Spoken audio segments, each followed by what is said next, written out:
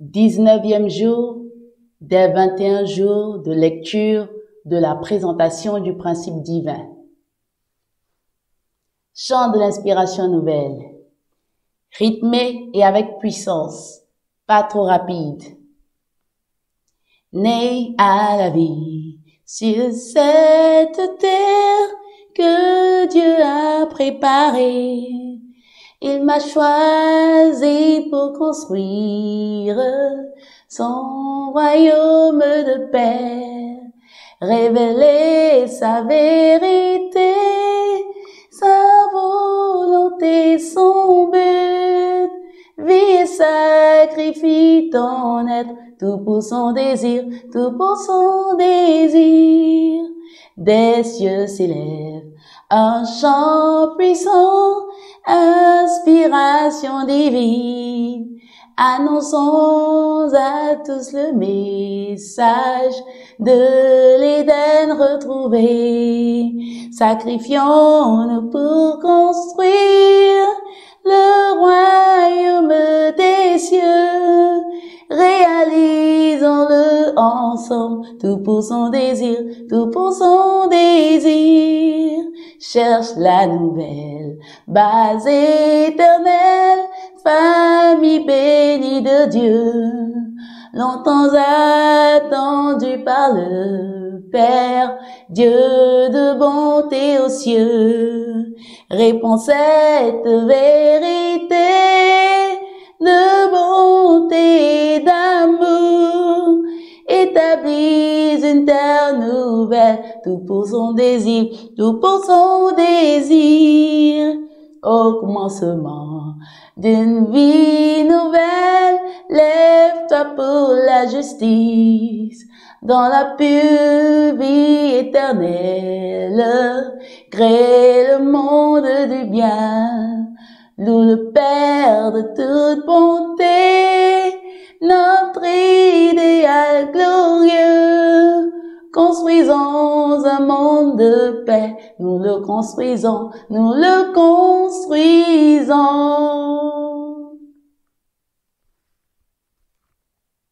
Lisons ensemble les pages du jour 19. Page 431 à 452. Chapitre 5 de la seconde partie. La période de préparation pour le second avènement du Messie. La période de préparation pour le second avènement du Messie a duré 4 siècles, de la réforme protestante de 1517 à la fin de la Première Guerre mondiale en 1918. On en a déjà résumé le contenu en la comparant à la période parallèle de préparation pour l'avènement du Messie. Mais on en fera ici un examen plus détaillé. Du point de vue de la providence de la restauration, cette période se divise en 3.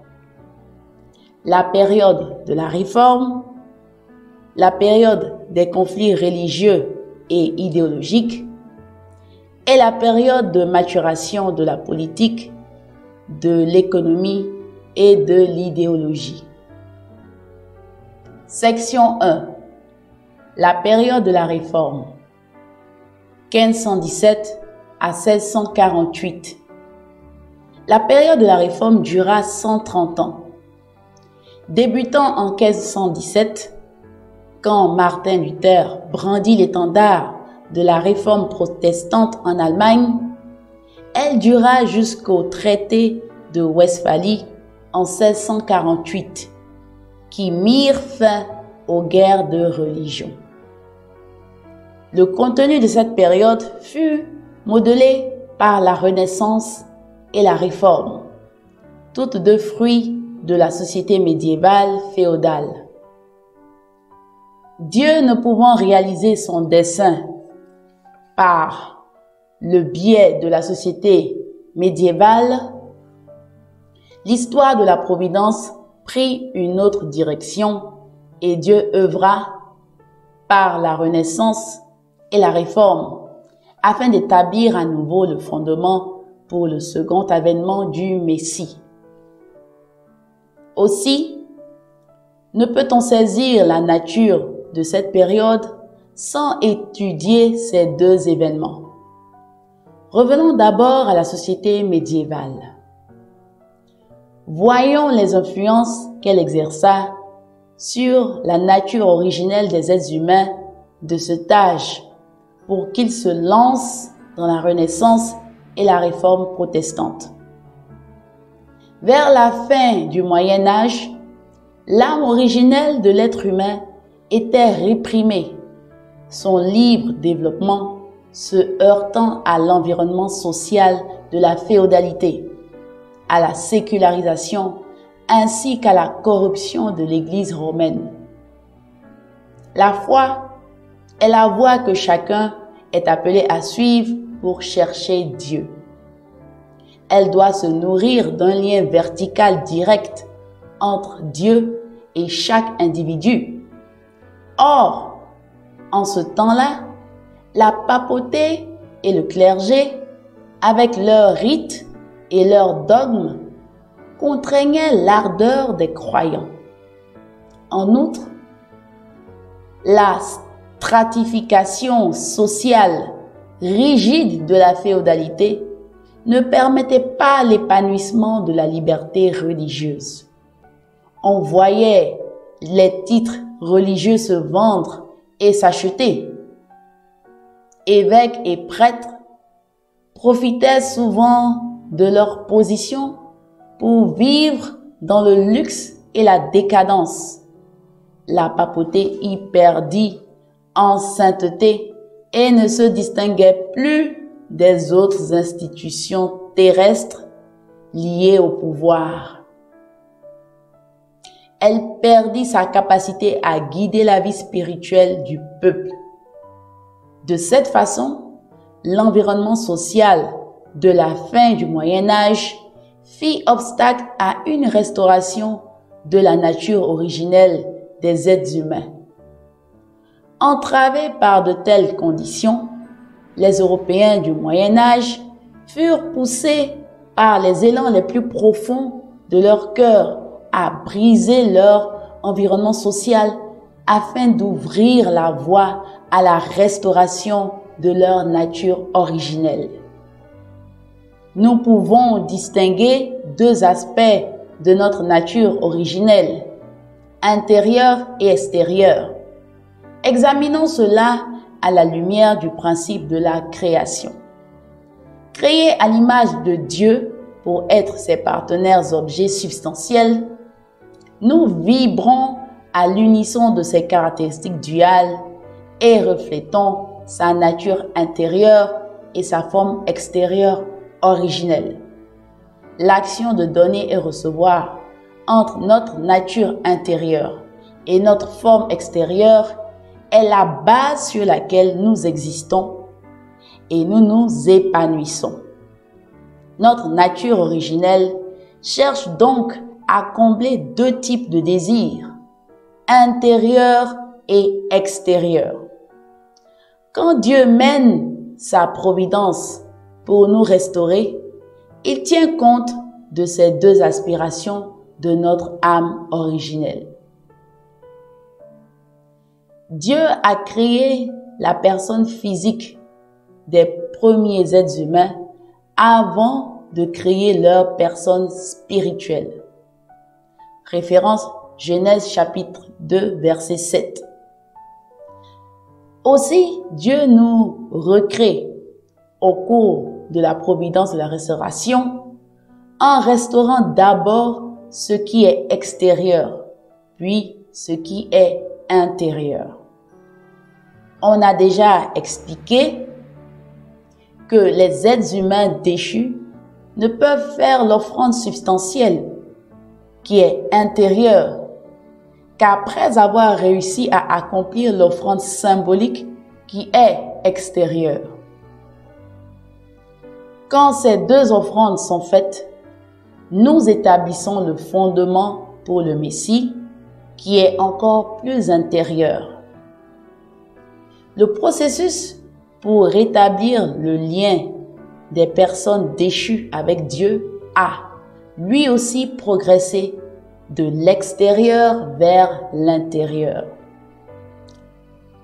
Pendant la période précédant l'ère de l'Ancien Testament, Dieu a d'abord restauré les êtres humains à la position de serviteurs de serviteurs, référence Genèse chapitre 9, verset 25, en leur faisant offrir des sacrifices.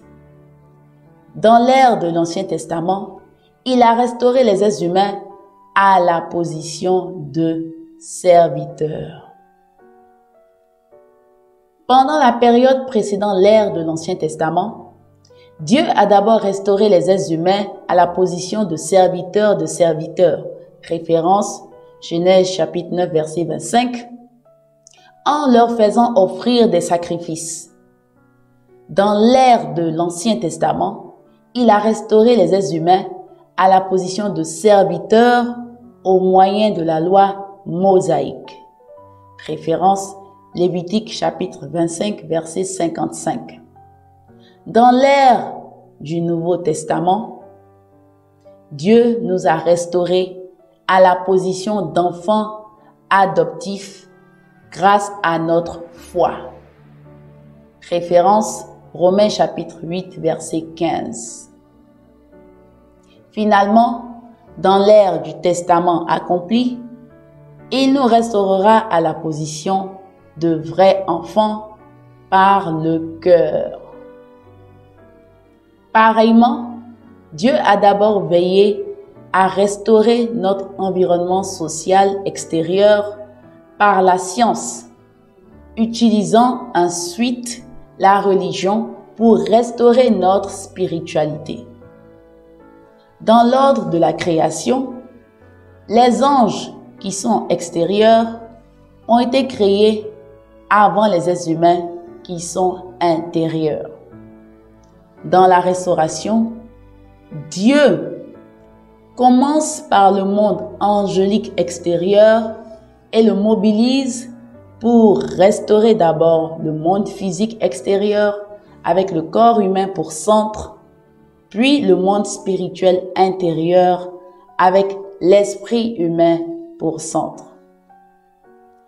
Les Européens du Moyen Âge devaient restaurer leur nature originelle issue de Dieu en coupant d'abord leur lien avec Satan qui avait corrompu la société quand la papauté échoua dans sa responsabilité intérieure de restaurer le fondement de foi et tomba dans l'immoralité. Alors que les êtres humains voulaient recouvrer leurs aspects intérieurs et extérieurs de leur nature originelle, alors que les êtres humains voulaient recouvrer les aspects intérieurs et extérieurs de leur nature originelle, l'esprit du temps se scinda en deux mouvements pour retrouver l'héritage du passé que nous distinguons en termes relatifs de type Abel et de type Caïn. Le mouvement de type Caïn débuta comme un réveil de l'hellénisme, la culture et la philosophie de la Grèce et de la Rome antique. Il en naquit la Renaissance dont l'humanisme était la valeur centrale. Le mouvement de type Abel commença comme un retour à l'héritage hébraïque d'Israël et de l'Église chrétienne primitive. Il en naquit la réforme protestante pour laquelle la foi en Dieu était la valeur centrale. Les courants de l'hébraïsme et de l'hellénisme avaient vu le jour longtemps auparavant, se croisant plusieurs fois au fil de l'histoire. La civilisation minoenne fleurit sur l'île de Crète au 3e et 2e millénaire avant Jésus-Christ, suivie de la civilisation mycénienne en Grèce continentale. Vers le 11e siècle avant notre ère, ces civilisations ont créé une civilisation hellénique de type caïn, avec l'humanisme comme idéologie motrice. Au Proche-Orient, vers la même époque, la civilisation hébraïque de type Abel était née, avec comme idéologie maîtresse le monothéisme juif. Ce fut la période du Royaume-Uni.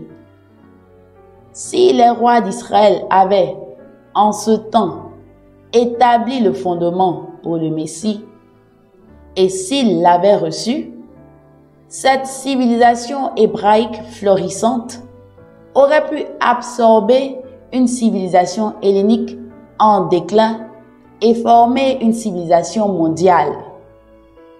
Mais quand les rois ne réussirent pas à faire la volonté de Dieu, cette providence ne put s'accomplir. Au contraire, après avoir connu la captivité à Babylone, les Juifs se retrouvèrent à leur retour sous le joug des Grecs en 333 avant Jésus-Christ, puis de Rome en 63 avant Jésus-Christ. Ainsi, pendant des siècles, jusqu'à la venue de Jésus et durant son avènement, l'hébraïsme a été placé sous la tutelle de l'hellénisme. Si les Juifs avaient honoré Jésus et s'étaient unis à lui, l'Empire romain serait devenu le royaume messianique sous le règne du Christ. L'hébraïsme aurait alors absorbé l'hellénisme, formant une civilisation hébraïque mondiale. Au lieu de cela, quand le rejet de Jésus fit échouer cette providence, l'hébraïsme demeura soumis à l'hellénisme. Par l'édit de Milan en 1313 après Jésus-Christ, l'empereur Constantin Ier reconnut officiellement le christianisme. À partir de ce moment, l'hébraïsme prit peu à peu le dessus sur l'hellénisme. Dès le début du 8e siècle, il avait formé deux civilisations, l'orthodoxie orientale et le catholicisme romain. Six papes et empereurs responsables de restaurer le fondement de foi pendant la période carolingienne n'avaient pas perdu la foi, le fondement pour le second avènement du Messie aurait pris corps à ce moment-là. L'hébraïsme aurait complètement absorbé l'hellénisme, formant une seule civilisation mondiale. Leur incrédulité et leur immoralité permirent au contraire à Satan de corrompre l'idéologie médiévale, directrice fondée sur l'hébraïsme. Aussi, Dieu dut-il mener une nouvelle providence pour la séparation d'avec Satan. Tout comme il avait divisé Adam déchu en Caïn et Abel pour écarter Satan, Dieu divisa l'idéologie médiévale ambiante en deux courants de pensée. Le mouvement pour faire revivre l'hellénisme de type Caïn et celui pour faire revivre l'hébraïsme de type Abel.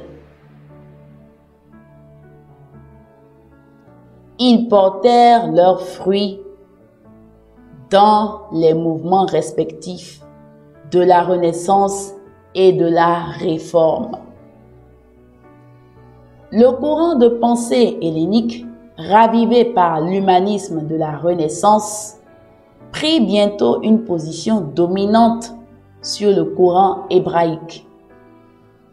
Cette période devait donc restaurer, par des conditions d'indemnité semblables, la phase de la période de préparation pour l'avènement du Messie, où les Juifs étaient sous l'hégémonie grecque et l'hébraïsme assujetti à l'hellénisme.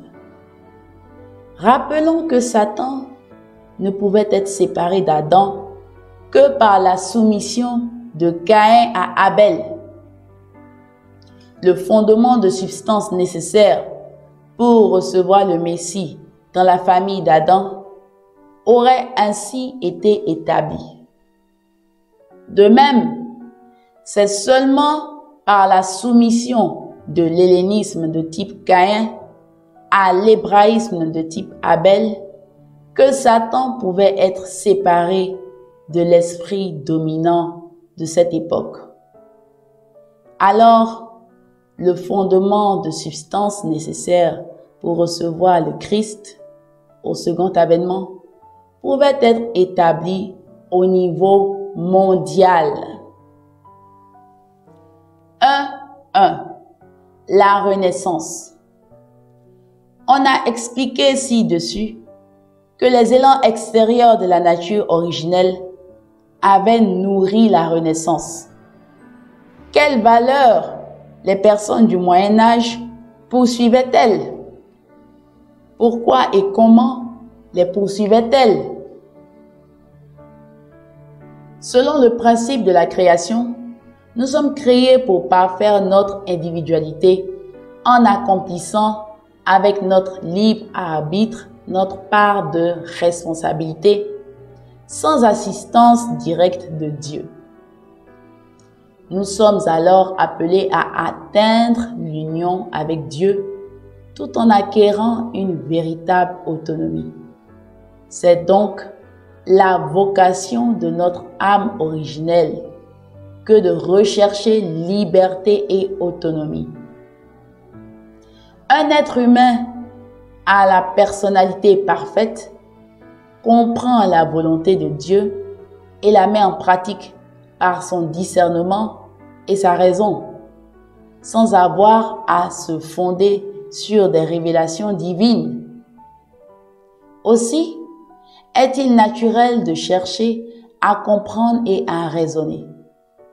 Dieu nous a aussi confié le mandat de maîtriser la nature, de la régir et de la cultiver pour créer un cadre de vie agréable en étudiant, grâce à la science, les lois cachées de l'univers. Ainsi pouvons-nous explorer la nature, développer la science et apprécier la réalité matérielle.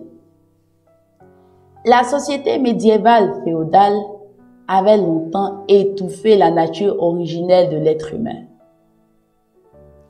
Les gens n'en étaient que plus enclins à chercher ces valeurs, exprimant les élans extérieurs de leur nature originelle.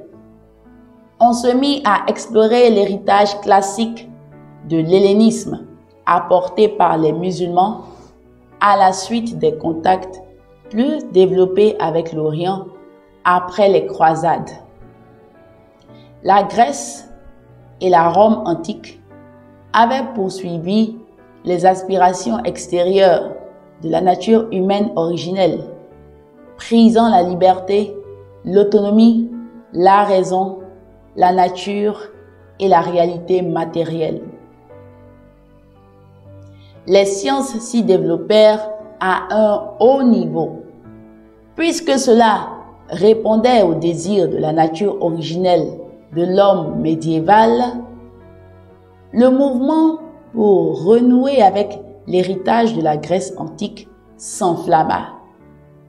L'humanisme de la Renaissance arriva donc au premier plan. La Renaissance se dessina au XIVe siècle en Italie, centre de l'étude de l'héritage grec classique. Bien qu'elle ait commencé comme un mouvement imitant la pensée et la vie de la Grèce et de la Rome antique, Elle évolua bientôt vers un mouvement plus vaste qui allait métamorphoser le mode de vie médiéval. Débordant la sphère de la culture, elle toucha tous les aspects de la société, tels que la politique, la vie économique et la religion.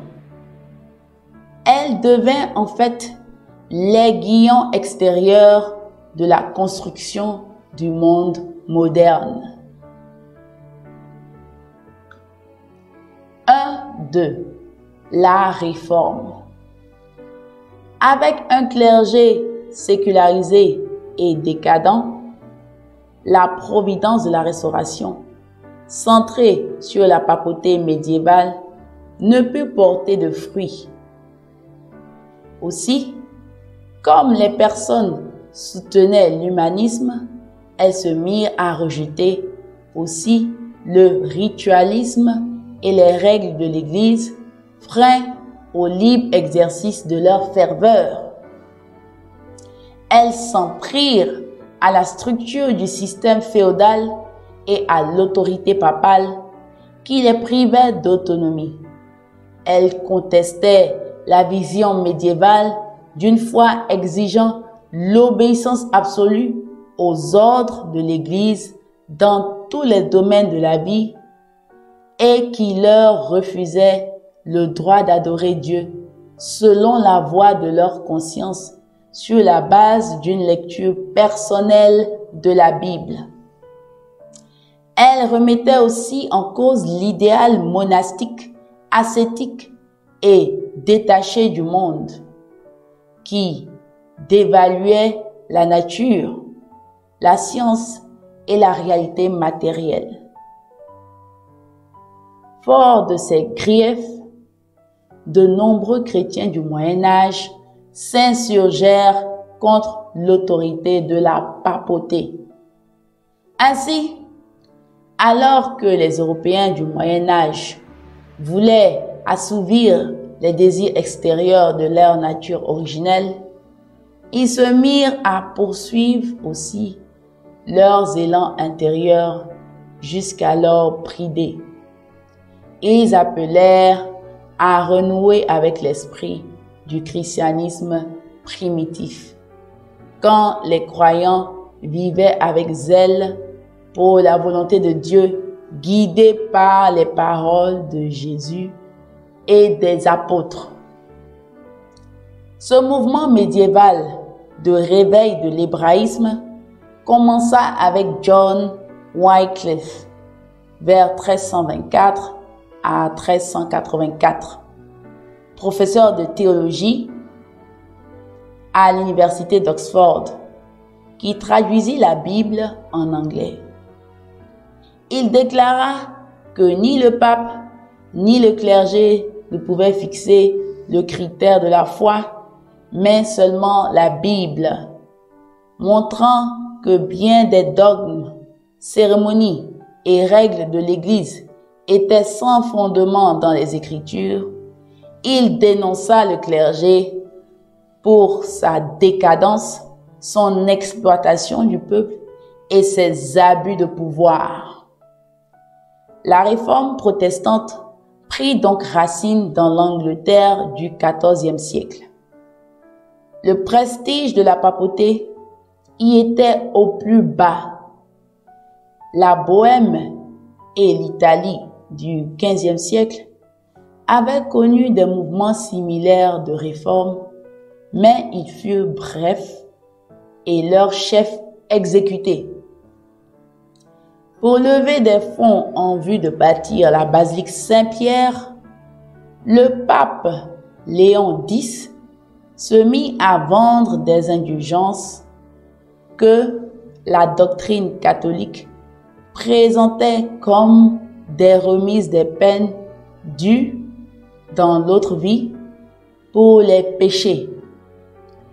Quand ces indulgences furent proclamées en Allemagne en 1517, un mouvement de protestation contre ce tabou devint le détonateur de l'explosion de la réforme protestante menée par Martin Luther, 1483 à 1546.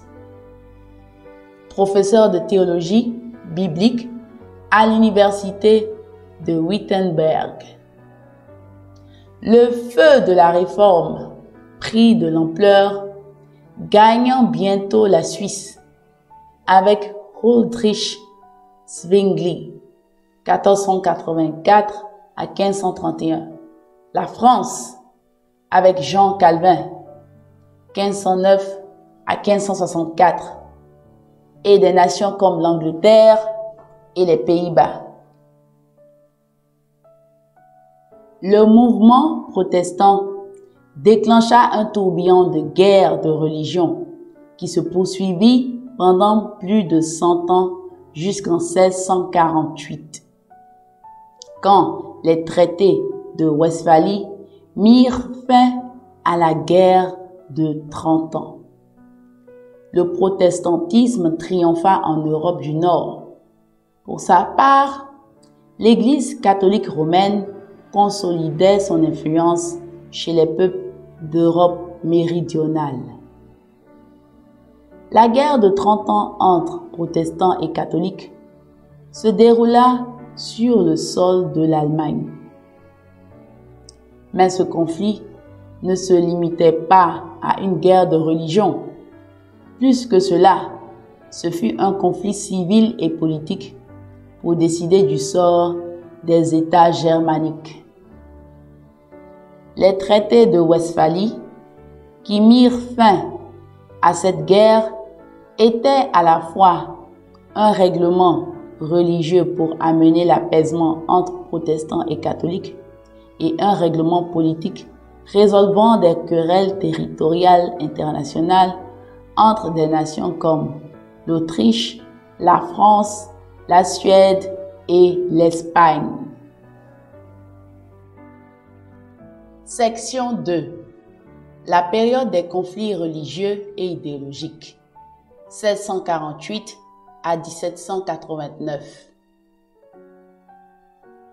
On appelle période des conflits religieux et idéologiques les 140 ans qui débutèrent en 1648 avec l'établissement durable du protestantisme grâce au traité de Westphalie et qui prirent fin en 1789 avec la Révolution française. Alors que les gens de cette époque continuaient à poursuivre les désirs intérieurs et extérieurs venant de leur nature originelle, on ne put éviter les divisions théologiques et les disputes philosophiques qui surgirent alors que s'exerçaient les libertés de foi et de pensée. Comme on l'a déjà dit, Dieu a mené sa providence de la restauration tout au long de l'histoire en séparant de façon répétée ceux qui représentaient la position d'Abel et ceux qui représentaient la position de Caïn du niveau individuel au niveau mondial. Dans les derniers jours, ce monde déchu se divise entre le monde communiste de type Caïn et le monde démocratique de type Abel. Tout comme le fondement de substance aurait pu être posé dans la famille d'Adam si Caïn s'était soumis à Abel et lui avait obéi, dans les derniers jours, le monde de type Caïn doit se soumettre au monde de type Abel pour établir un fondement de substance mondiale. Cela doit se faire avant de pouvoir recevoir le Christ au second avènement et réaliser avec lui un monde uni.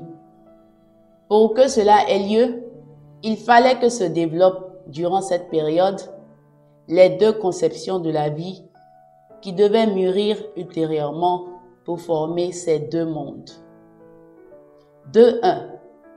La conception Caïn de la vie. La poursuite des aspects extérieurs de la nature originelle a d'abord suscité un mouvement pour ranimer l'ancien héritage de l'hellénisme, engendrant l'humanisme de la Renaissance. Ce dernier prit le contre-pied de la culture médiévale en élevant la dignité des êtres humains et la valeur de la nature au-dessus de la dévotion à Dieu et du zèle religieux. L'esprit médiéval avait prisé l'obéissance à Dieu en dépréciant le monde naturel et en considérant le corps humain comme vil et pécheur. La Renaissance offrit une nouvelle perspective sur la vie qui insistait sur la valeur des êtres humains et de la nature et voulait les comprendre grâce d'une part à la raison et la logique déductive, d'autre part à l'observation et l'expérience. Aiguillonnée par le progrès des sciences naturelles, cette vision de la vie fit naître deux écoles majeures de la philosophie moderne. Le rationalisme, qui repose sur la méthode déductive, et l'empirisme, s'appuyant sur la méthode inductive. Pour le rationalisme, fondé par le philosophe français René Descartes, 1596 à 1650, la recherche de la vérité ne peut être fondée que sur la raison innée de l'être humain. Après avoir douté de toute vérité reçue de l'histoire et de la tradition, il ne restait à Descartes que sa raison. Sa démarche se résume ainsi: je pense, donc je suis. À partir de ce principe premier, il usa de la méthode déductive pour asseoir la connaissance du monde extérieur. Bien que Descartes accepta et même tenta de prouver l'existence de Dieu à partir de la raison, les rationalistes suivants finirent par douter de l'existence de Dieu, voire le nier. Le philosophe anglais Francis Bacon, 1561 à 1626, fonda l'empirisme qui affirmait que la vérité ne peut être appréhendée que par l'expérience. Cette école présentait l'esprit humain comme une feuille de papier vierge, tabula rasa. Elle disait que pour acquérir un savoir nouveau, on doit effacer tous les préjugés et tenter de comprendre la vérité par l'expérience et l'observation du monde extérieur. Le rationalisme, valorisant la raison, et l'empirisme, prisant l'expérience humaine et la science expérimentale, voulaient tous deux en finir avec le mysticisme et la superstition. En se servant de la raison ou bien de l'observation empirique pour guider la vie humaine, ils avaient tous deux tendance à séparer les êtres humains et le monde naturel de Dieu. La Renaissance propulsa en avant ces deux courants de pensée nés de l'humanisme. Loin d'encourager l'élan intérieur de la recherche de Dieu, elle généra une conception de la vie poussant les êtres humains à ne suivre que des aspirations extérieures. Cela barrait leur chemin vers Dieu, les amenant du côté de Satan. Aussi parle-t-on de conception Caïn de la vie. Au tournant du XVIIIe siècle, la conception Caïn de la vie avait anéanti les vérités léguées par l'histoire et la tradition.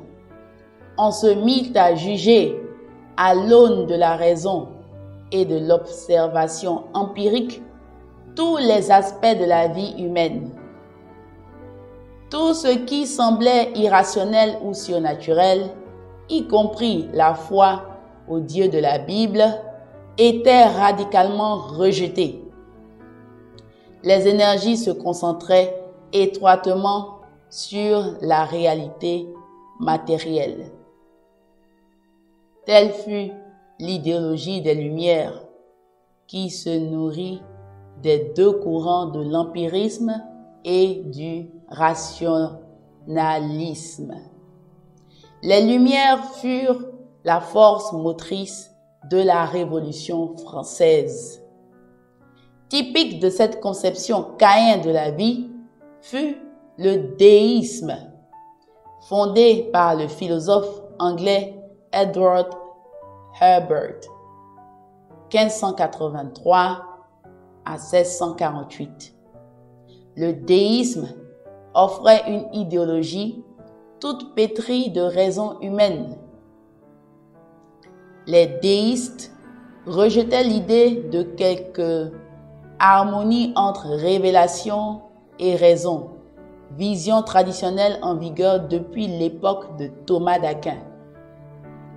Ils réduisaient Dieu à un créateur qui, ayant mis en mouvement l'univers, le laissait ensuite à son propre sort, selon les lois de la nature qu'il avait mises en place. Ils niaient que les êtres humains aient un quelconque besoin de révélation divine ou de miracle.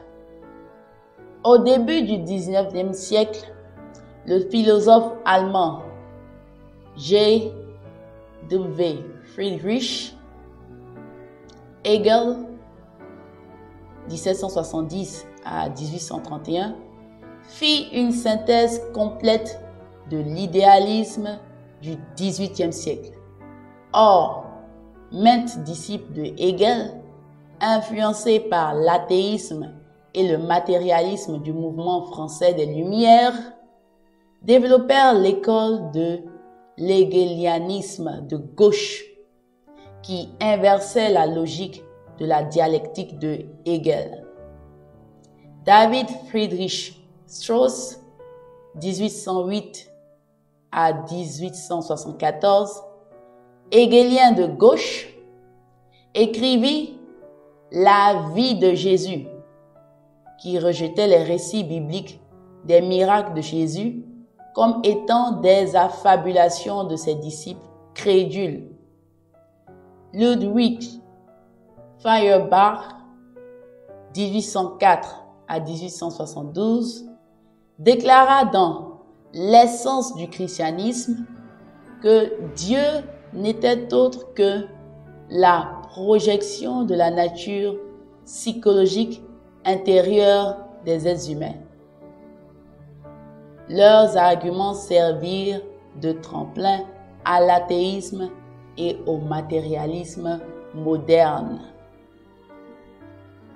Le matérialisme dialectique émergea de la logique des hégéliens de gauche, systématisé par Karl Marx, 1818 à 1883, et Friedrich Engels, 1820 à 1895.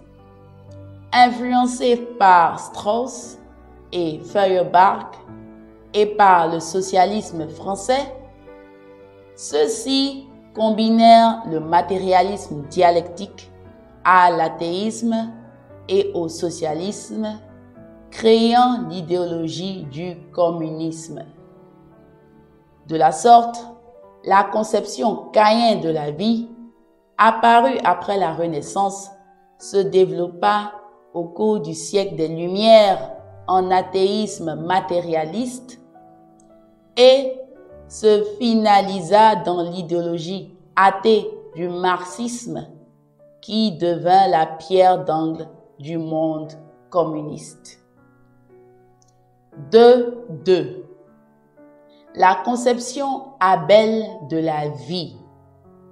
Certains considèrent le progrès de l'histoire de l'âge médiéval jusqu'au monde moderne comme un processus qui a aliéné l'être humain de Dieu et de la religion. C'est lire l'histoire du point de vue Caïn.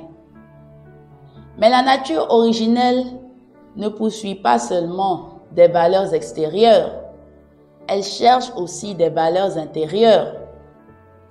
Alors que les personnes du Moyen Âge étaient mues par leur nature originelle à poursuivre des valeurs intérieures, un mouvement se leva pour raviver l'hébraïsme qui fructifia dans la réforme protestante. Celle-ci fit et s'aimait des philosophies et des enseignements religieux qui prônaient une vision multidimensionnelle de la vie, cherchant à réaliser la nature originelle des êtres humains reçus de Dieu.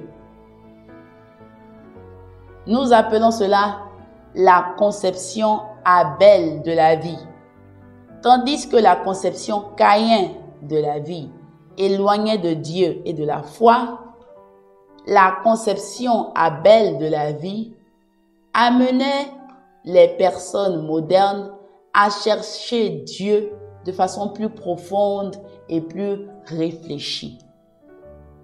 Le philosophe allemand Emmanuel Kant, 1724 à 1804, analysa philosophiquement les aspirations intérieures et extérieures de la nature originelle, ouvrant ainsi en pionnier le champ philosophique de la conception Abel de la vie.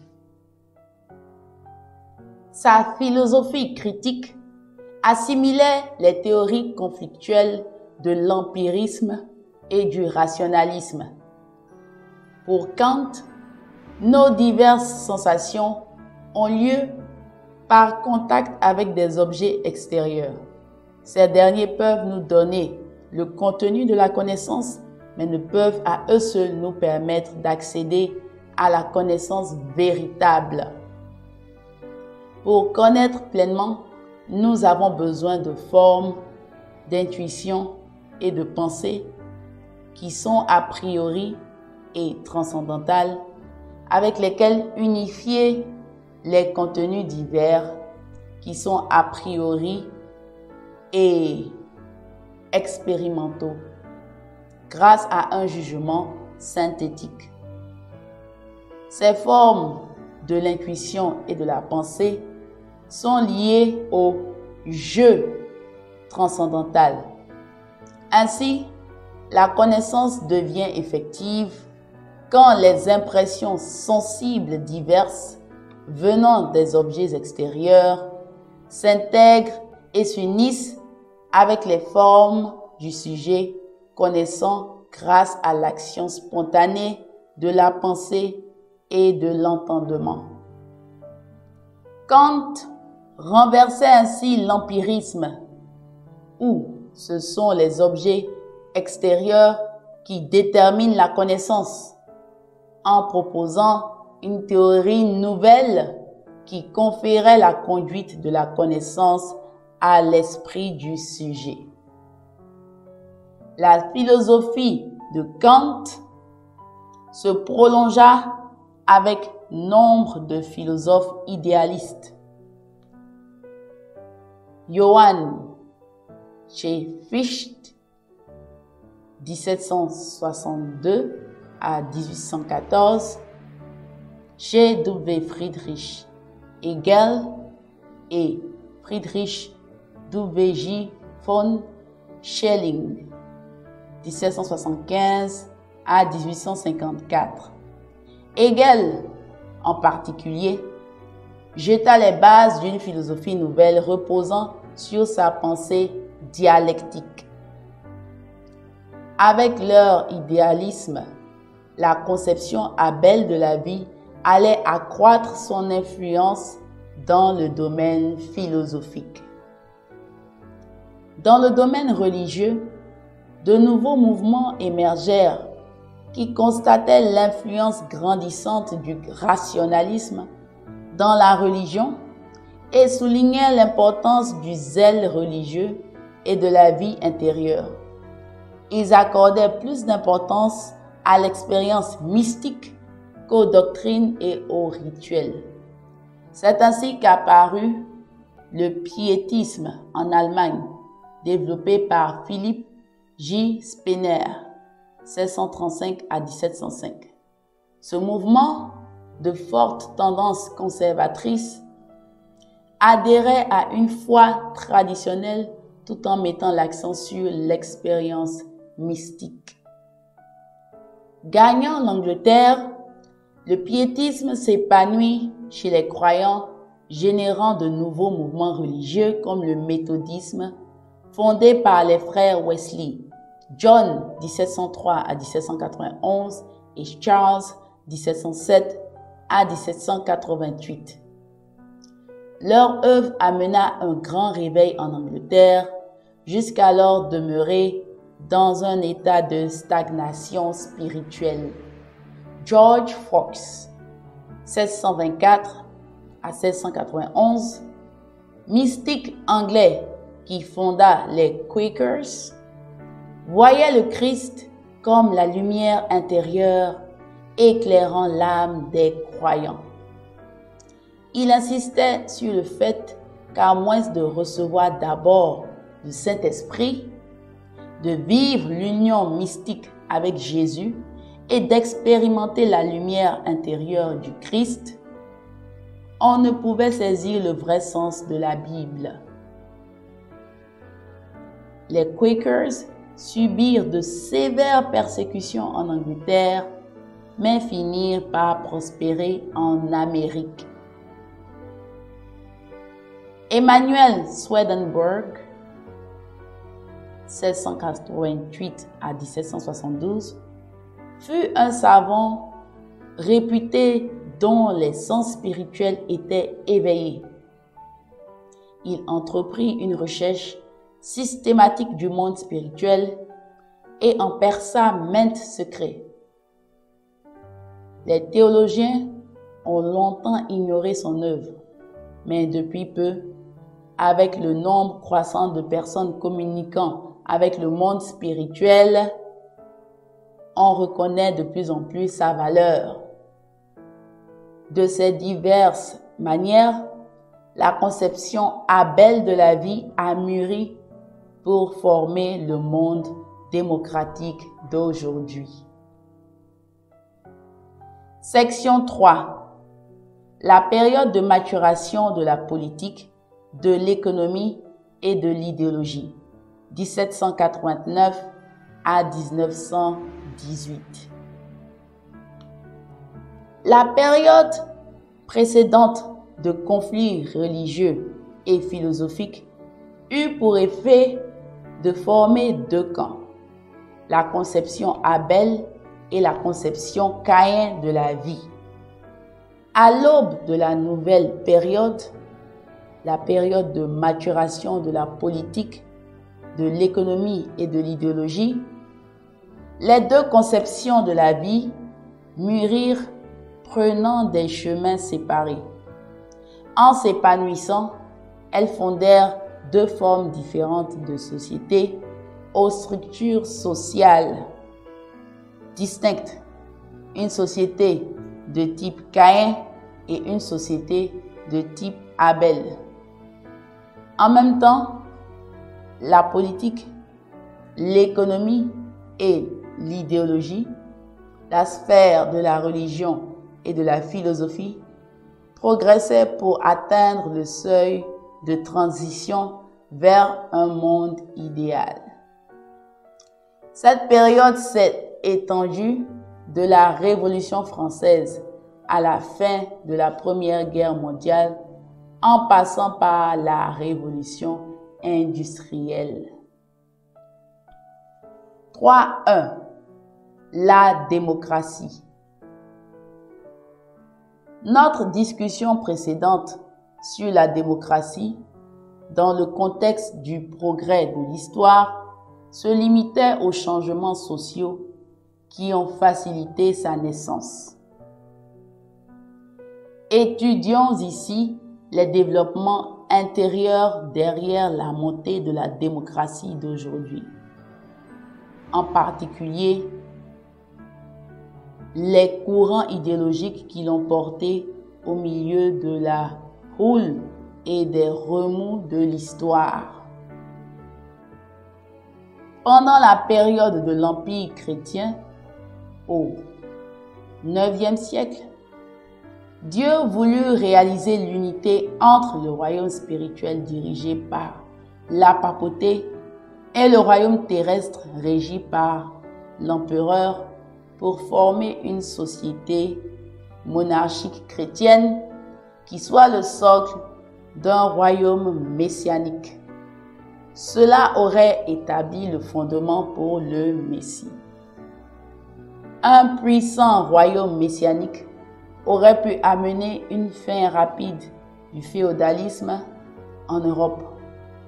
Mais cette providence ne fut pas réalisée et le féodalisme se maintint, tandis que les histoires politiques, religieuses et économiques de l'Europe prenaient des chemins de développement séparés.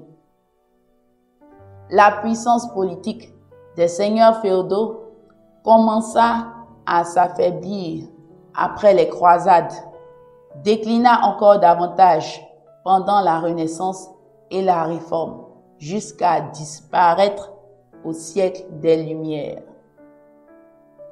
Au XVIIe siècle, les seigneurs féodaux avaient cédé beaucoup de leur pouvoir politique aux rois qui bâtirent des États-nations centralisés et les menèrent comme des monarchies absolues. Les rois justifiaient leur autorité suprême par le principe du droit divin. Parmi les causes sociales de la montée de la monarchie absolue, il y eut d'abord l'émergence des nouvelles classes citadines, alliées aux rois contre les seigneurs féodaux. En deuxième lieu, s'affirma sur le plan économique le besoin d'États puissants avec des politiques économiques marchandes capables de protéger et contrôler le commerce pour poursuivre leurs intérêts économiques nationaux. Le fondement puissant d'un État-nation leur était nécessaire pour surmonter le féodalisme et maîtriser une économie fondée sur le commerce. La montée de la monarchie absolue est aussi à mettre en rapport avec le progrès de l'histoire providentielle qui nécessitait que la société féodale se consolide en monarchie. Mais après que la providence de Dieu pour établir son royaume pendant la période carolingienne ait échoué parce que les papes et les empereurs de cette époque n'avaient pu s'unir, la société féodale qui s'ensuivit sous la règle papale devint corrompue. Évoluant selon le cours tracé à l'avance par Satan, elle donna naissance aux sociétés monarchiques du côté de Satan. Examinons à présent, du point de vue de la providence de la restauration, le courant idéologique à l'origine du déclin de la monarchie absolue. La providence avait alors pour objectif la montée des mondes communistes et démocratiques qui incarnaient respectivement les conceptions Caïn et Abel de la vie.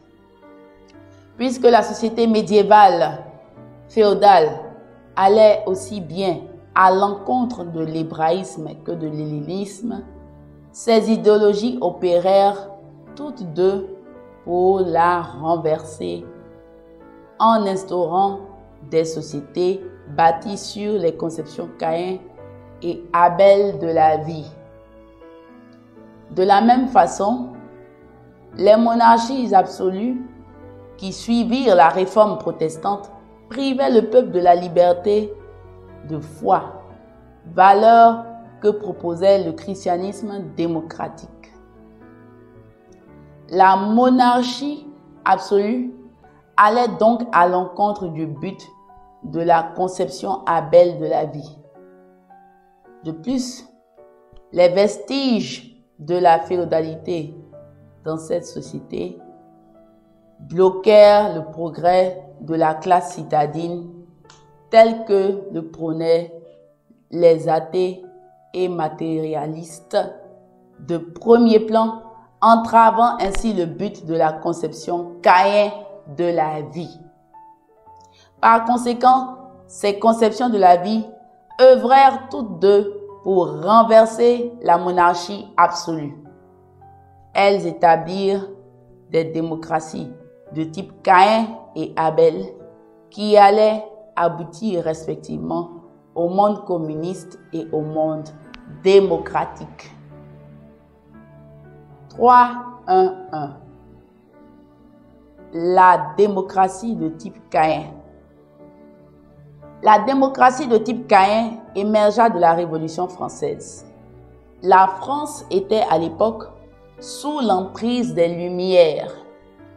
La pensée des Lumières, enracinée dans la conception caïenne de la vie, déviait vers l'athéisme et le matérialisme. Sous l'influence des Lumières, les citoyens français s'éveillaient au défaut de la monarchie absolue. Il y avait aussi un désir très répandu d'abattre les restes du système féodal qui régissait toujours la société. La Révolution française fut amorcée en 1789 par les appels populaires en faveur de la démocratie d'une classe urbaine acquise aux Lumières.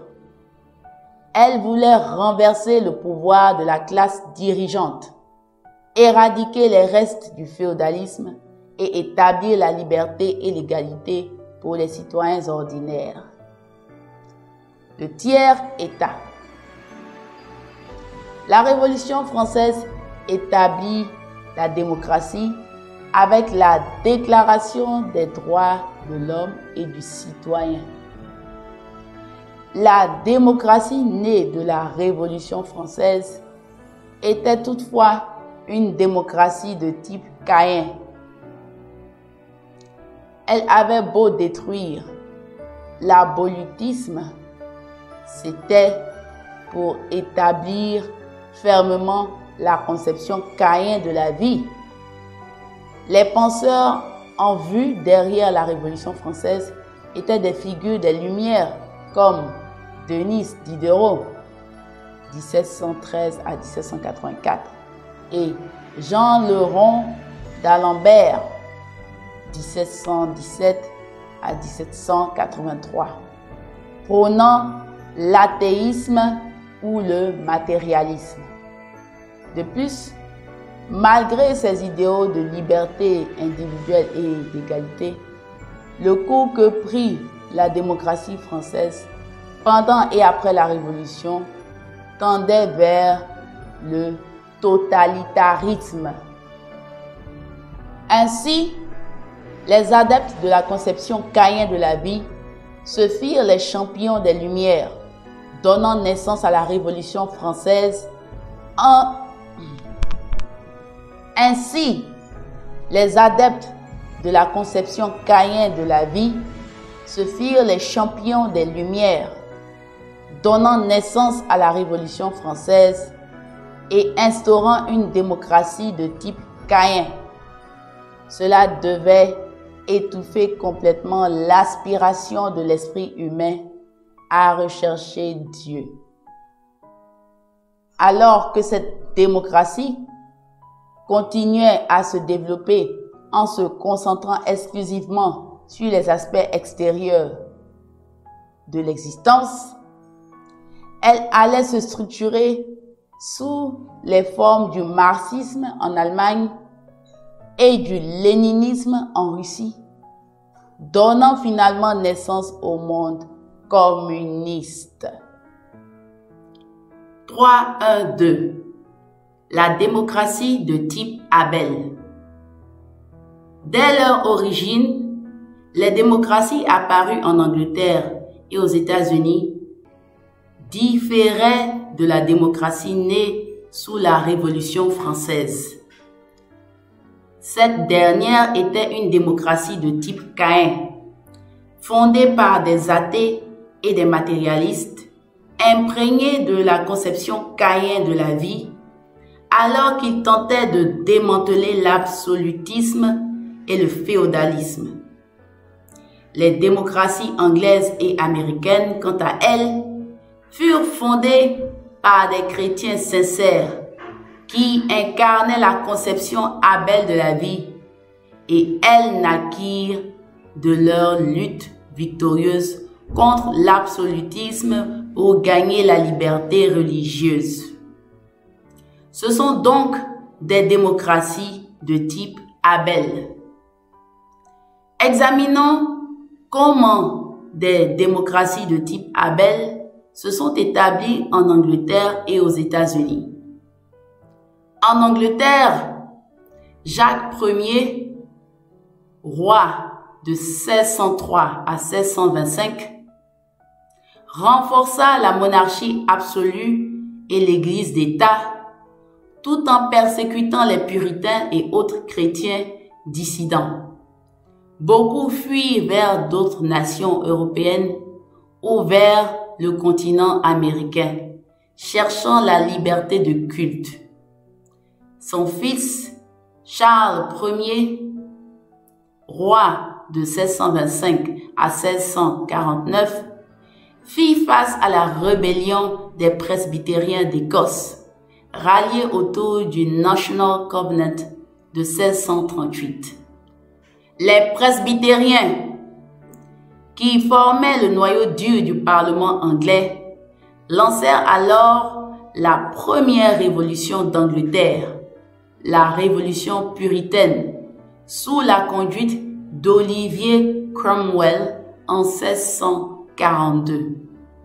Plus tard, après que Charles II, roi de 1660 à 1685, eut restauré la monarchie absolue et renforcé l'Église anglicane contre tous les autres chrétiens, et que son fils Jacques II, roi de 1685 à 1688, se fut déclaré catholique, les chefs protestants invitèrent son beau-fils, Guillaume d'Orange, roi de 1689 à 1702, qui était en même temps stadtholder des Provinces-Unies, à intervenir.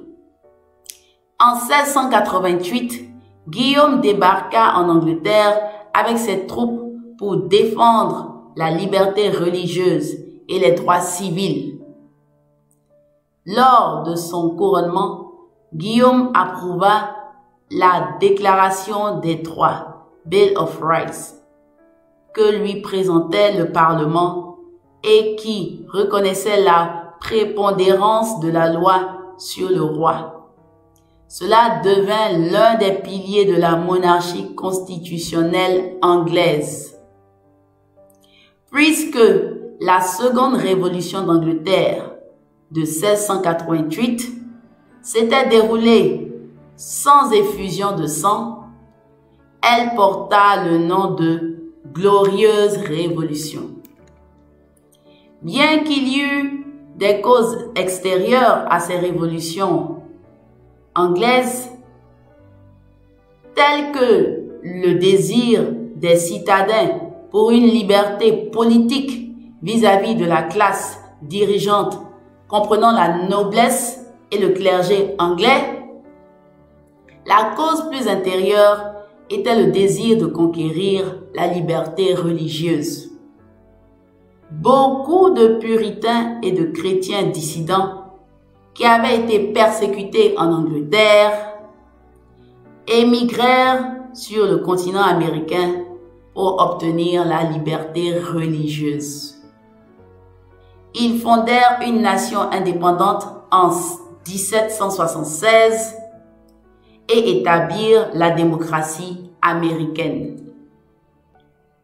Né de la conception Abel de la vie, la démocratie de type Abel a évolué à partir de telles prémices pour former le monde démocratique d'aujourd'hui. 3.2. La signification de la séparation des pouvoirs. C'est Montesquieu, 1689 à 1755, influent penseur des Lumières, qui prôna le concept de séparation des pouvoirs en 3 branches de gouvernement.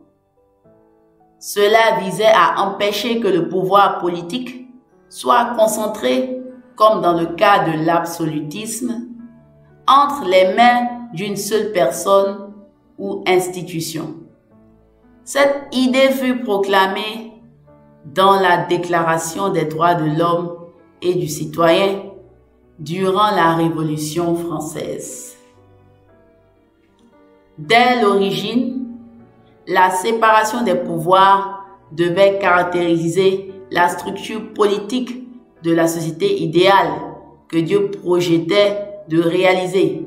Mais ici encore, comme on peut l'observer tout au long de la Providence, Satan imitait trompeusement un aspect du principe avant sa réalisation par Dieu. Étudions brièvement maintenant la structure politique du monde idéal. L'univers, on l'a vu, est modelé selon la structure d'un être humain parfait.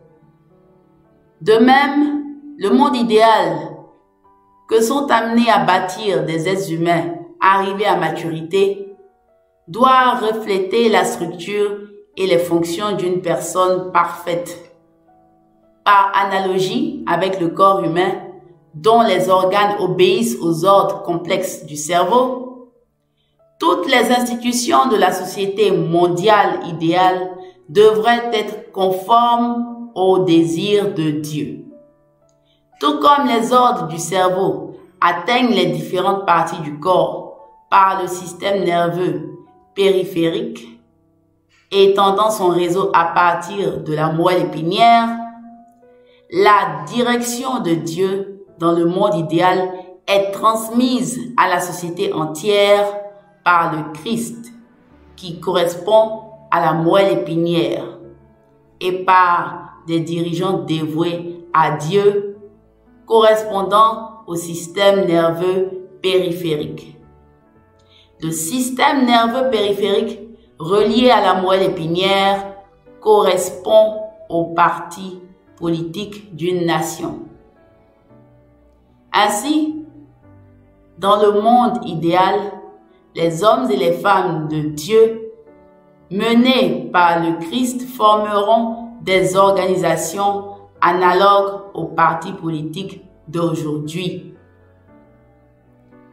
Le corps humain maintient une interaction harmonieuse entre les poumons, le cœur et l'estomac grâce aux directives du cerveau transmises par la moelle épinière et le système nerveux périphérique.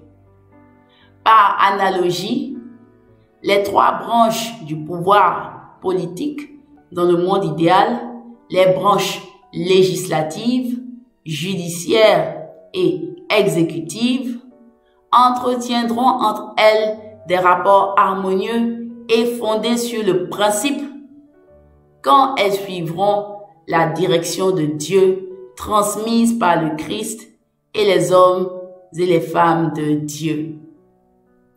De même que les 4 membres du corps sont mus par les ordres du cerveau pour le bien de l'individu tout entier, les institutions économiques du monde idéal, correspondant aux membres, soutiendront le désir de Dieu de promouvoir le bien-être mondial.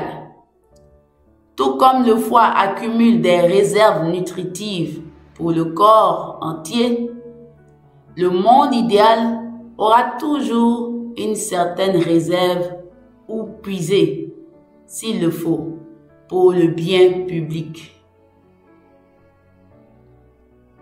Chaque partie du corps humain ayant une liaison verticale avec le cerveau, des rapports harmonieux se créent naturellement entre les divers organes pour former un organisme harmonieux.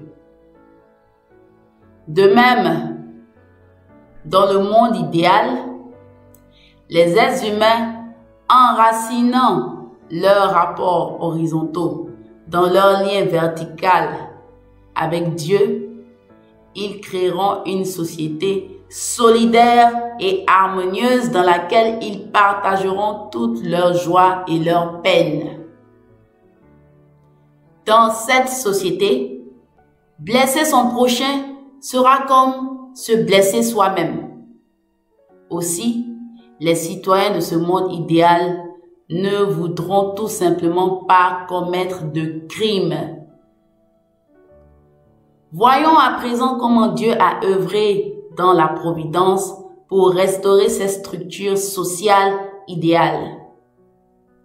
L'histoire occidentale a connu une période durant laquelle les fonctions des trois pouvoirs politiques et des partis politiques se concentraient en un seul individu, le roi.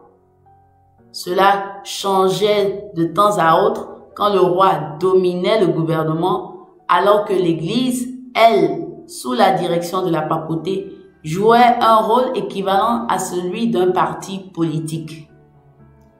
Le système politique connut un changement fondamental à l'époque des révolutions françaises et américaines, quand le pouvoir se divisa en trois branches, législative, judiciaire et exécutive. Et quand les partis politiques prirent des rôles distincts.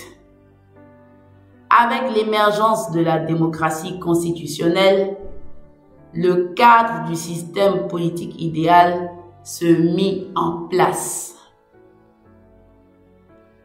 Ainsi, tout au long de l'histoire, les systèmes politiques ont changé parce que la société humaine déchue se restaurait vers une société idéale dont la structure et les fonctions se calquent sur le modèle d'un être humain parfait. Les démocraties actuelles, caractérisées par une séparation des pouvoirs et une prolifération des partis politiques, reflètent jusqu'à un certain point la structure d'un corps sain.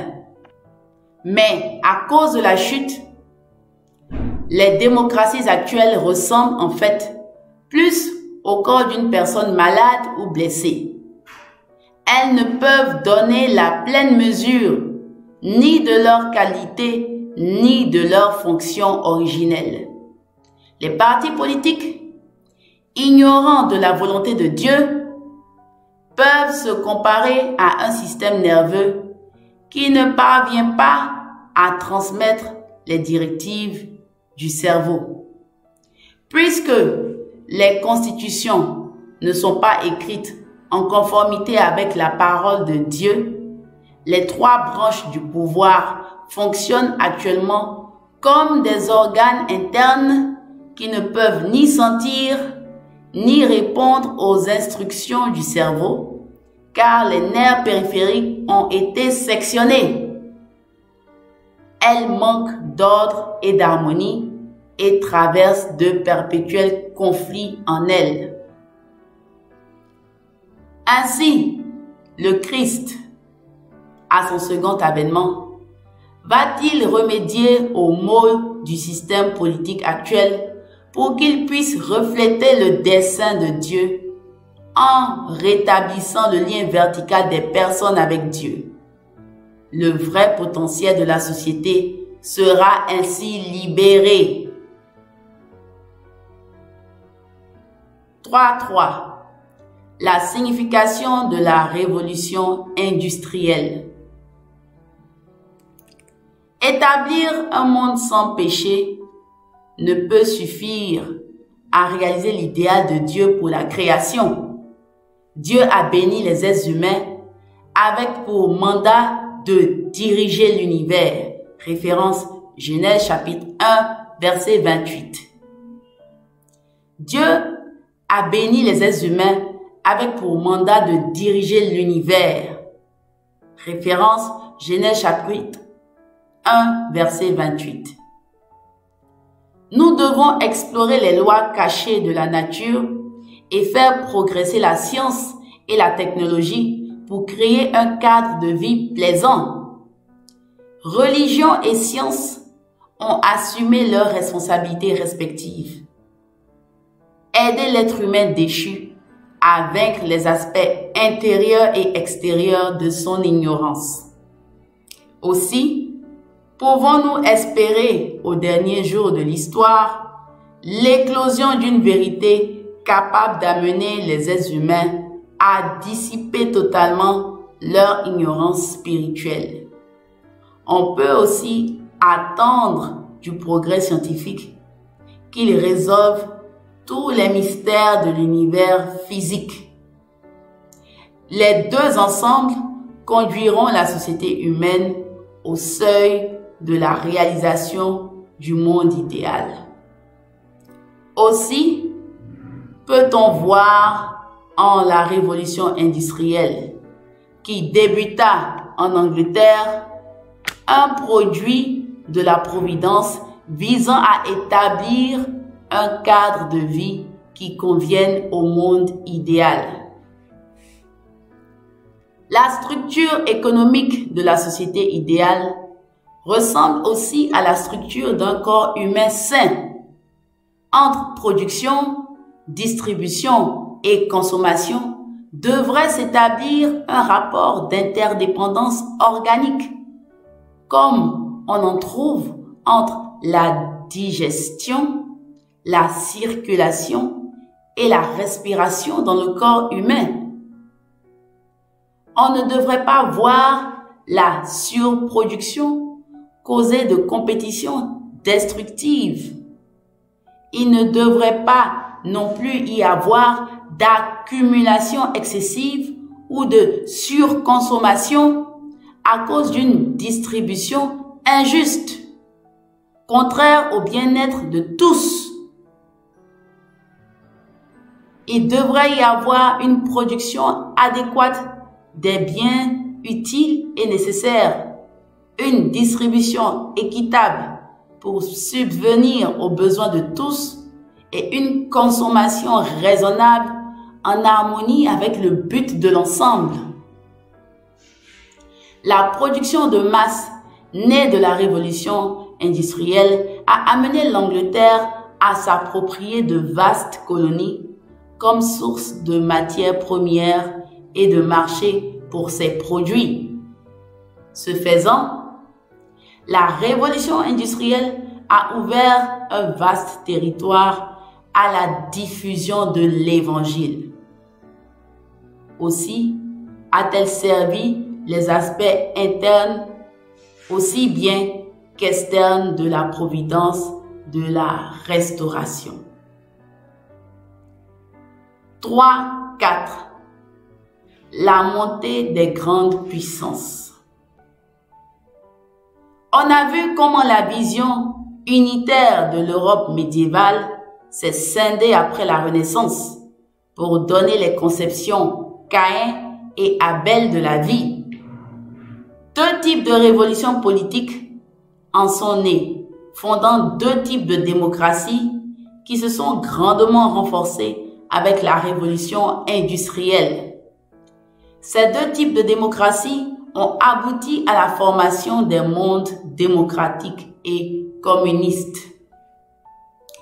Poussés par la révolution industrielle, éperonnés par une science en progrès rapide, l'industrialisation a créé des économies engendrant la surproduction.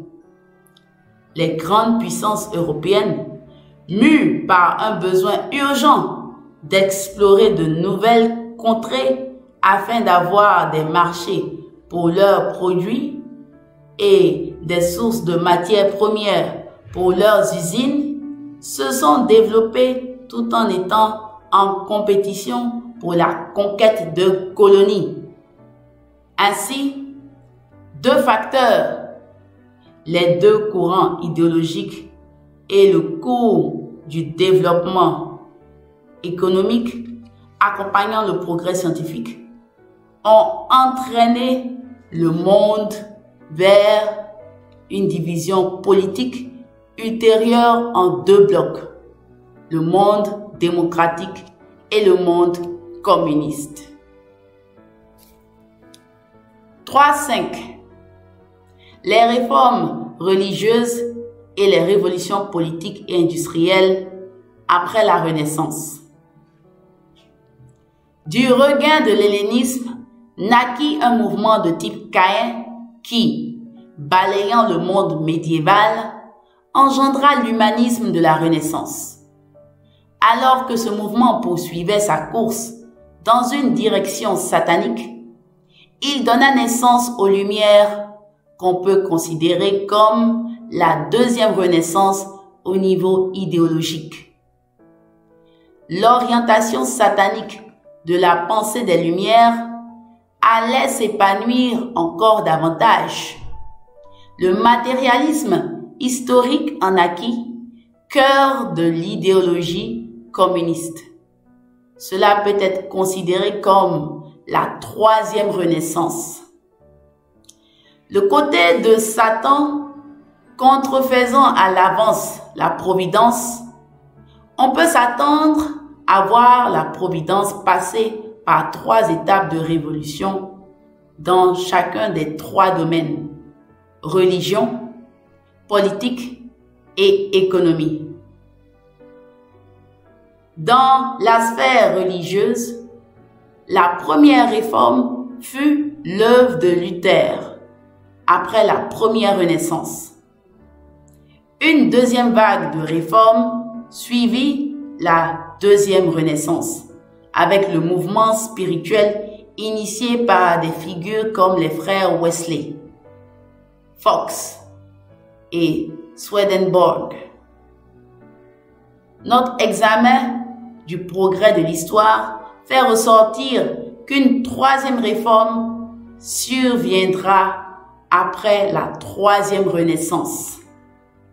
De fait, en l'état actuel du christianisme, une telle réforme s'impose de toute urgence. Dans la sphère politique, on peut aussi parler d'une réforme traversant 3 étapes. Le poids de la première réforme et de la première Renaissance balaya d'abord la société médiévale féodale, puis ce fut à la monarchie d'expirer devant les forces déchaînées par la deuxième Renaissance et la deuxième réforme. Finalement, le monde communiste fut formé par les révolutions politiques, elles-mêmes causées par la troisième Renaissance. La troisième réforme religieuse, imminente, va assurer au monde démocratique du côté de Dieu un triomphe dans le combat idéologique, amenant le monde communiste du côté de Satan à se soumettre. Puis, les deux mondes s'uniront pour former le royaume de Dieu sur la terre. Les mutations économiques qui ont suivi les réformes religieuses et politiques ont progressé en 3 révolutions industrielles.